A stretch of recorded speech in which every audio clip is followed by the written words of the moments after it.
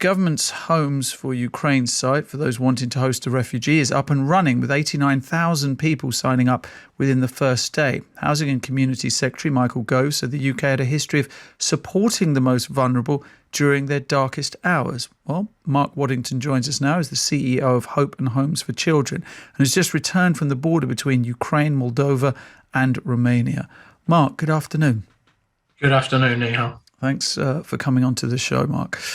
How many children are there in orphanages in the Ukraine, and what is the plan for them? I think last week we spoke to some representatives from Lumos who were telling us that Ukraine has the largest population of orphans in orphanages in Europe.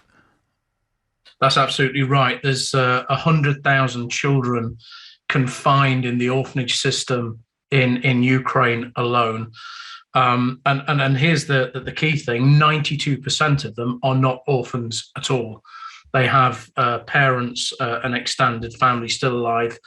And in fact, we know that the orphanage system there is deeply harmful to children during normal times.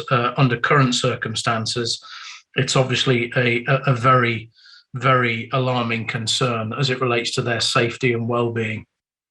As it relates to what should happen, well, the first thing is orphanages need to be designated as humanitarian safe spaces. We've seen several of them come under fire. One in particular in Vorzel was completely destroyed. So when they're being evacuated, Mark, where are they going?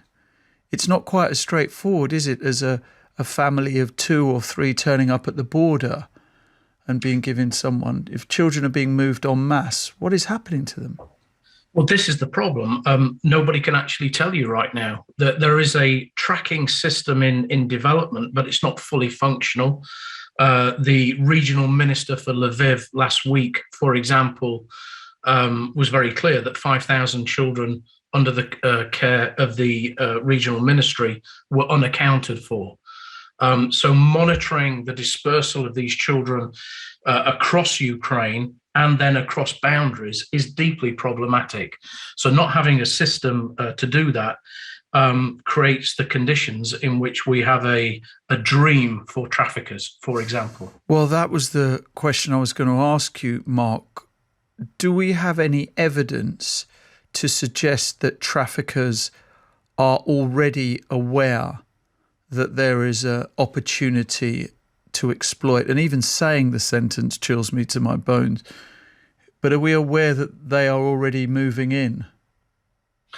Again, that's very problematic because these people move in spurious ways. It's difficult to identify them. Speaking with law enforcement agencies and reading what's been reported in some of the countries in the region, that there is certainly very strong indications of the presence of traffickers, and also other people who are seeking to exploit refugees. We've seen it in some of the countries we work in, where people have turned up at the border to offer assistance and support to women and children, and then have driven them off and threatened to leave them in the middle of the countryside unless they provided them with money. So there are many ways in which the refugees are vulnerable to exploitation, including trafficking of children, and especially children who are unaccompanied. And although we haven't great numbers of unaccompanied children, these are the children who are most at risk of trafficking. Okay, so kind of just struggling to imagine the enormity of this. This is a hangover from the communist system whereby children who were disabled were removed from their parents. Is that part of the problem here? It's part of the cause of the problem. 50% of those 100,000 children are children living with disabilities, which of course amplifies their vulnerability. They need specific care regimes, they need to be looked after, and that of course makes evacuation even more difficult because their medical records need to be taken with them. It's absolutely essential wherever possible that the carers move with them as well, because very often that care has to be individualized, and only those carers know and understand it for that specific child. And of course, if you're going to move a carer, then you have to move the family of the carer with them as well. So these things need planning very, very carefully in order to ensure the best interests of the children.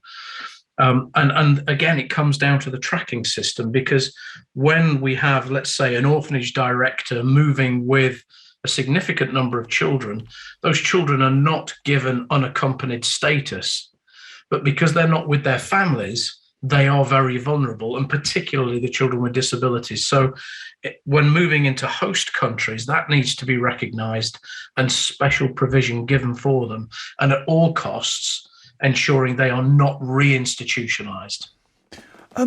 Okay, so from a macro perspective, how aware of this issue are UNICEF? Would they be seen to be the kind of global umbrella organisation for all the various charities involved in children's welfare? Yes, most definitely. And UNICEF is very aware of this, as is UNHCR, the United Nations High Commission for Refugees. As I say, that the issue, though, is ensuring we've got a coherent tracking and monitoring system so that we know where these children are, where they've come from, where they're going to. Because without that, the lack of that system in and of itself presents a threat to life for many of these children. And are we aware how prepared countries that border Ukraine are to take in children with complex needs, such as many of these orphans, or they're not orphans technically, but how many of these children have? Well, I've just returned from Moldova, where there is which is a very poor country, isn't it? Its status is the poorest in Europe. And there has been a colossal effort there in Moldova from local authorities, NGOs, and the public to help receive refugees. And even though there's been a significant through flow of refugees through Moldova into Romania and then on into Europe, still more than 100,000 have stayed. Now that's 4% of the entire population of Moldova has flooded into the country in a matter of just over 2.5 weeks. 1 in 8 children in Moldova are now Ukrainian refugees. The system in Moldova is being overwhelmed as we speak, and the country needs assistance to be able to look after these children and their families as they move in. I mean, you can imagine, with the Russians likely to encircle Odessa coming up, that the influx of refugees will only increase into a country like Moldova, and it needs support desperately to properly care for these children. How can you retroactively find these children? How can you? You know, the complexity of what you are describing. I'm trying to even find a precedent of where this has happened before anywhere in the world. To track children caught up in war who have got complex needs from orphanages. Yeah, this is why ensuring that we're integrated into the system that is processing refugees as they come over the border is important. We're doing that in 2 border post locations in northern Romania and 1 in northern Moldova. And in fact, in northern Moldova, we've actually establishing and running what are called the blue dot centres, which is essentially where everything comes together and refugees can come in and they can go through the processing for health, judicial status, identification, and so on, and then get referred into the right service. So that's absolutely critical that we're integrated into that, so that as these children from the orphanage system come across the border, we can identify them. Because the thing about institutionalization is that its impact on children is significant. It has lifelong consequences. And in the case that we're currently facing, children who've suffered long-term institutionalization have found it really difficult to develop healthy attachments with adults. And that makes them especially vulnerable to exploitation, which is why, again, we need to be integrated into this so that we can identify them and provide them with the specific kind of support that they need.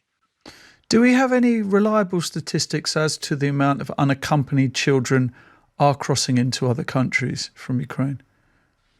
I've not seen reliable statistics, but certainly coming into Romania and Moldova, there are unaccompanied children, but right now we don't think they're coming over in large numbers. Mark, thank you very much indeed. If people want to find out more of the work of Hope and Homes for Children, where should they go? Well, you can support our work through our website on www.hopeandhomes.org. Brilliant. Thank you very much indeed for joining us today, Mark. Thanks, Nihal. That's Mark Waddington there, the CEO of Hope and Homes.